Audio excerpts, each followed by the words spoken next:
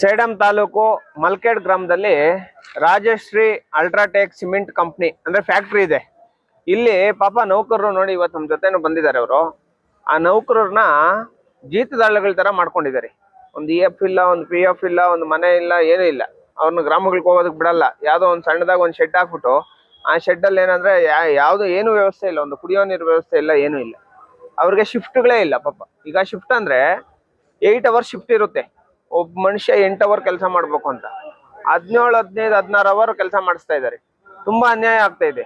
ಈ ವಿಚಾರಕ್ಕೆ ಸಂಬಂಧಪಟ್ಟಂಗೆ 17ನೇ ತಾರೀಕು ನಮ್ಮ ಕಾರ್ಮಿಕರ ಕಚೇರಿ ಅಂದ್ರೆ ಸೆಂಟ್ರಲ್ ಗೌರ್ಮೆಂಟ್ ಸಂಬಂಧಪಟ್ಟಂತ ಕಾರ್ಮಿಕರ ಕಚೇರಿ ಸೇಡಂ ರೋಡ್ ಅಲ್ಲಿ ಇರುವಂತ ಕಾರ್ಮಿಕರ ಕಚೇರಿ ಎದುರು ಹೋರಾಟ ಮಾಡ್ತಾ ಇದೀವಿ. ಯಾಕಂದ್ರೆ ಕಾರ್ಮಿಕರಿಗೆ ಅನುಕೂಲ ಆಗ್ಲಿ, ಈ ಒಂದು ಜೀತ ಪದ್ಧತಿಯನ್ನ ಇದ್ ಮಾಡ್ಲಿ. ಮತ್ತೆ ಅರ್ಜುನ್ ಮತ್ತೆ ಮಹಾರಾಜ ಅನ್ನೋರು ಲೇಬರ್ ಕಾಂಟ್ರಾಕ್ಟ್ಸ್ ಇದಾರೆ. ಇದು ಆ ಲೇಬರ್ ಕಾಂಟ್ರಾಕ್ಟ್ಸ್ ಏನ್ ಅವರು ಕಾಂಟ್ರಾಕ್ಟ್ ಲೈಸೆನ್ಸ್ ಇದೋ ಇನ್ನು ಬ್ಲಾಕ್ ಲಿಸ್ಟ್ ಮಾಡಿ ಆ ಇಬ್ಬರನ್ನು ವ್ಯಕ್ತಿಗಳನ್ನ ಅರೆಸ್ಟ್ ಮಾಡಿಸ್ಬೇಕು. ಯಾಕಂದ್ರೆ ಸುಮಾರು 250 ಜನ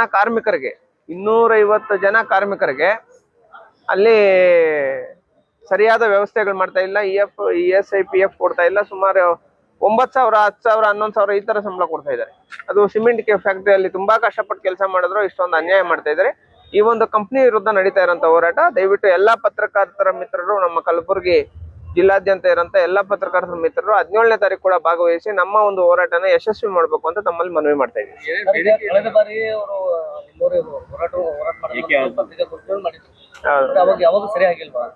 ಸರ್, ಈ ಸುಮಾರು ಕಂಪ್ನಿ ನಡೆದಾಗಿಂದ 16 ವರ್ಷದಲ್ಲಿ ESI PF ಕೊಟ್ಟೇ ಇಲ್ಲ. ಅವ್ರೇನೋ ಒಂದು ಫೋನ್ ಮಾಡಿದ್ದಾರೆ ಅಂತ ಒಂದು ಹೋರಾಟ ಮಾಡಿದ್ದಾರೆ ಅಂತ ಹೇಳ್ಬಿಟ್ಟು ಮೊನ್ನೆ ಎಲ್ಲಾರ್ದು ಅಕೌಂಟ್ಗಳನ್ನ ತಗೊಂಡು ಇವಾಗ PFI ಅಕೌಂಟ್ ಅಂದ್ರೆ PF ಗೆ ಅಕೌಂಟ್ಸ್ ತಗೊಂಡಿದ್ದಾರೆ. ಇನ್ನ ಕೊಟ್ಟಿಲ್ಲ. 16 ವರ್ಷದಿಂದ PF ಕೊಟ್ಟಿಲ್ಲ. ಅವ್ರೇನಂದ್ರೆ ಈ ಕಂಪ್ನಿ ಅವ್ರದ್ದು ದುರಾಂಕಾರ ಎಷ್ಟ್ರ ಮಟ್ಟಕ್ಕೆ ಐತಂದ್ರೆ ನೋಡಿ, ಅದೇ ಒಂದ್ಸರಿ ಈ ದುಡ್ಡು ಕಾಸು ನೋಡ್ಬಿಡೋರು ಈ ತರ ಬಡವ್ರನ್ನ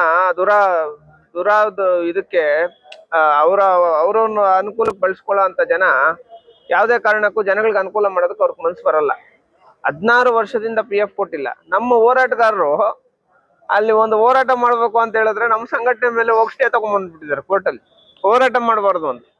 ಹಂಗಾಗಿ ನಾವು ಕಾರ್ಮಿಕರ ಒಂದು ಇಲಾಖೆ ಎದುರು ಹೋರಾಟ ಮಾಡ್ತಾ ಇದೀವಿ. ದಯವಿಟ್ಟು ಪತ್ರಕರ್ತರ ಮಿತ್ರರು ದಯವಿಟ್ಟು ಬಂದು ಸಂದೇಶ್ ಅಂತ, ಅಂಬೇಡ್ಕರ್ ಸೇವಾ ಸಮಿತಿ ಸ್ಟೇಟ್ ಪ್ರೆಸಿಡೆಂಟ್. Thank you.